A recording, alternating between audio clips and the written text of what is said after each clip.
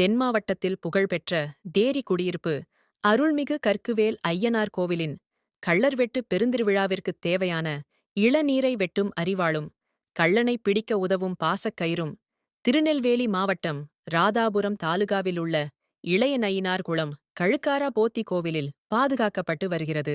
இந்த அரிவாளும் பாசக்கயிறும் 400 ஆண்டுகளுக்கும் மேலான பழைமைச் சிறப்பு மிக்கவை.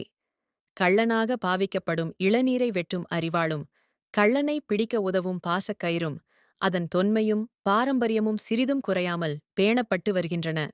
இந்நிலையில் இன்று மாலை 3 மணியளவில் பல ஆண்டுகளாக கடைபிடிக்கப்பட்டு வரும் பாரம்பரிய பழக்கத்தின்படி ஊர் பெரியவர்களின் முன்னிலையில் இந்த அரிவாளும் பாசக்கயிறும் நாளை மறுநாள் டிசம்பர் 16ஆம் தேதி அன்று மாலை 4:45 மணிக்கு கோவில் பின்புறம் உள்ள செம்மண் தேரியில் வெகு விமரிசையாக நடைபெறும் கள்ளர்வெட்டு பெருந்திருவிழாவிற்காக கற்குவேல் ஐயனார் கோவிலை நோக்கி எடுத்துச் செல்லப்பட்டன.